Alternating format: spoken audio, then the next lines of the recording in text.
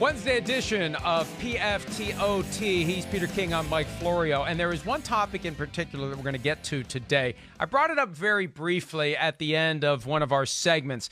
The possibility that the NFL will encounter a situation in which some stadiums can be open this year, but some stadiums can't be open. For example, in a place like California, where Governor Gavin Newsom has suggested, along with other politicians there, that it may be a while until stadiums can open up and fans can attend. One idea that I had yesterday, Peter, and one thing I'm going to be looking at very carefully when the schedule comes out, will the NFL potentially in advance build in the possibility of, say, the Rams sharing a venue with the Raiders in Las Vegas, the Chargers sharing with the Cardinals in Arizona, the 49ers maybe going to Denver and sharing with the Broncos. I want to see when the home games for some of these teams line up to see if there is a way that it could be accommodated if it's been planned in advance for this possibility. The NFL will say, we'd rather take these games to a place where fans can attend and we can make money that way versus playing the games in a sterile, empty stadium. Your thoughts on the possibility that the NFL is considering having teams share stadiums for this one crazy year of NFL football?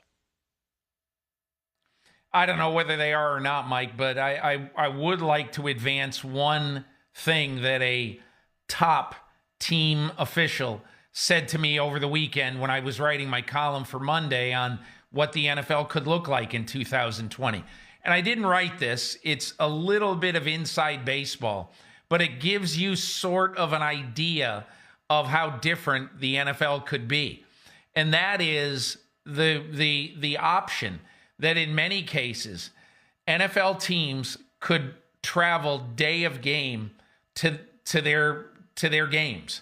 So, for instance, if the New York Jets are playing the Cleveland Browns, the Jets just wake up on Sunday morning and they have a 7:30 a.m. flight to Cleveland. They go directly to the stadium in Cleveland, and they're in the locker room no later than 9:45, which is about when the first bus would arrive anyway, from the hotel.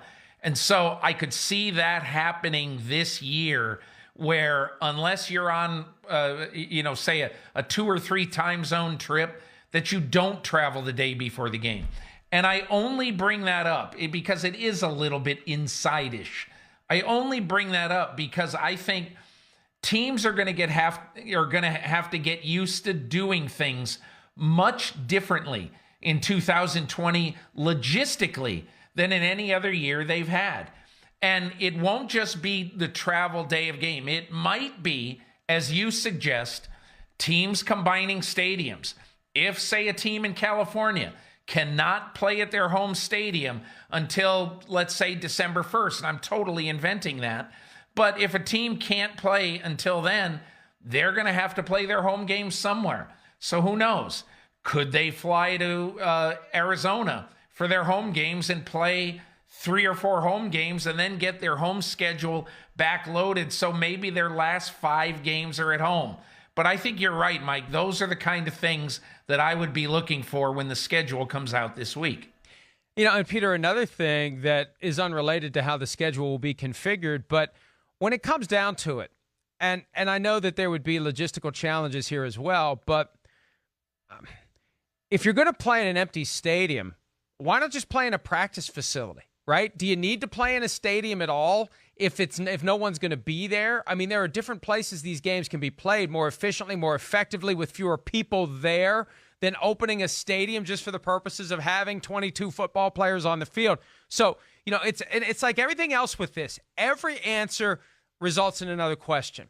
And, I like the idea of teams traveling day of game, but what if a flight gets delayed? What if there's a snowstorm that morning and the team doesn't get there on time? There was this story this year about the Chiefs' gear ending up in the wrong spot in advance of a game against the Patriots, I think it was. It doesn't take much to screw everything up. But I think your core message, and kind of what I'm getting at as well, the reality that this is a year where flexibility is going to be key. And we know that coaches are creatures of habit. Well, what's happened the last couple of months has ripped that away from them and forced them to do things a different way. And I think whoever can adjust on the fly to whatever curveball, screwball gets thrown at them, that's the team that's going to make it. That's the team that's going to thrive. The team that can take all of the changes, roll with the punches, and be ready to play football whenever, wherever, however the games get played. Mike, I'm going to tell you something that you are going to say, my God, Peter is gone off the deep end. But I'm going to tell you a story about my daughter's Montclair High School field hockey season 15 years ago. And they were supposed to have a new field installed at their home field, a field turf field. And one thing led to another and another and another, and it never ended up getting installed that year. So the team did not have a home field. They played their entire season on the road. And you know what happened?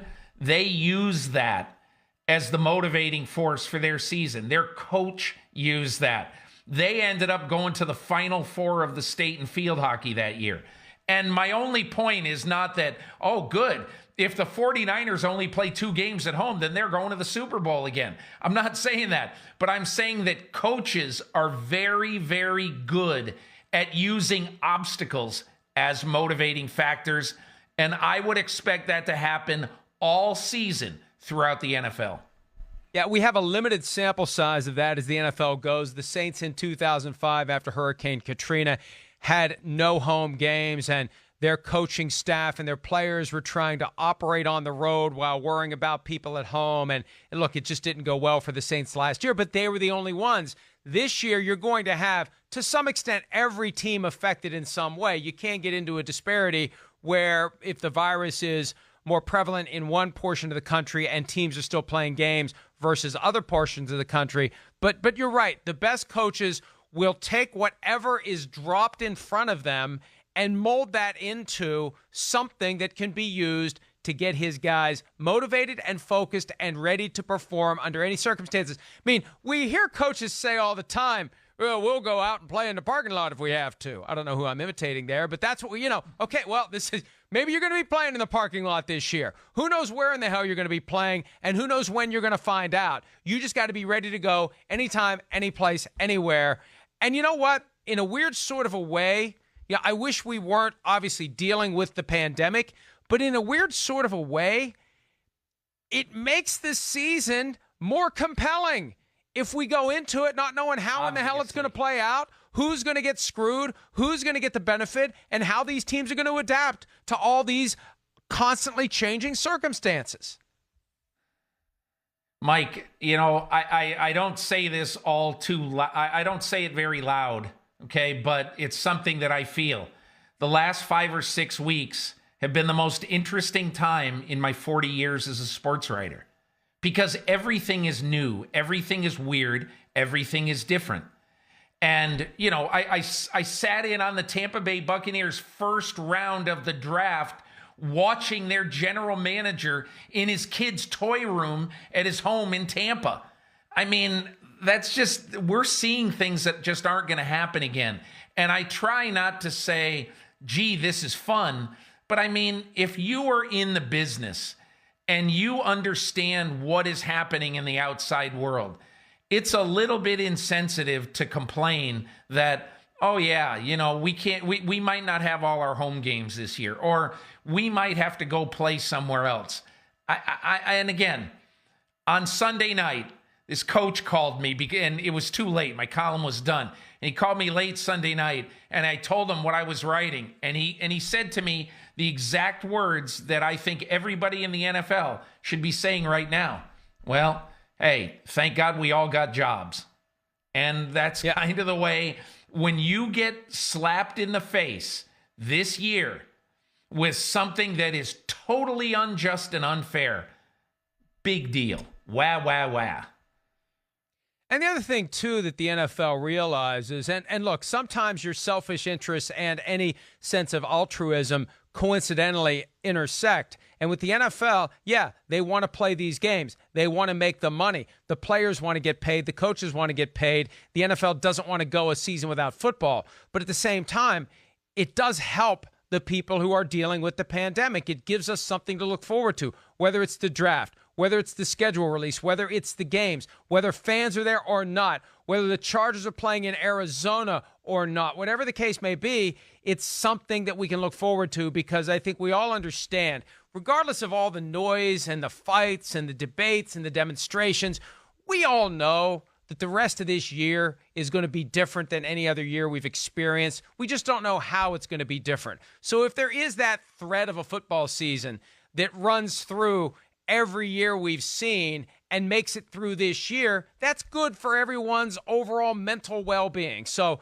even though the NFL benefits directly, financially, we benefit. Football fans benefit because it gives us something in this wasteland of Groundhog Day that we hope, or at least we know, is going to be there in some form or fashion. Mike, I do think it's a cliche. You know, I live in New York, and I watch a lot of these Andrew Cuomo sessions on television every morning. He goes on for about an hour, and I watch him, and he basically has said in 48 different ways, we are going to come out of this as stronger people. And I totally agree with him. These hardships that we're not used to dealing with, I mean, some people have real hardships, and some people are dying. And so I think we all have to consider that, damn it, we are lucky to live in this country. I'm so proud when I'm walking my dog in Brooklyn, New York, and I pass by 30 people, and they're all wearing masks, and they all, when you're going to pass somebody on a sidewalk, they go as far as they can to one side. I go as far as I can. It's just simply being considerate. And this is not going to last forever, but as long as it lasts, I got to tell you, I'm what I've seen in my world, you know, I'm proud of people. And I think we're going to come out of this being proud of each other whenever all is said and done. Well said, Peter, and we'll end it on that note. We'll be back on Thursday with another edition of Pro Football Talk Live. Check out the Peter King podcast wherever podcasts are available for the Larry Zonka interview. Football Morning in America, still plenty of stuff in there if you haven't read it yet this week. New one coming on Monday, new PFT Live tomorrow. We'll talk to everybody soon. Have a safe and happy Wednesday. We'll see you Thursday. Hi, I'm Mike Tirico, and thanks for watching. Make sure to hit subscribe for the latest news and highlights from NBC Sports.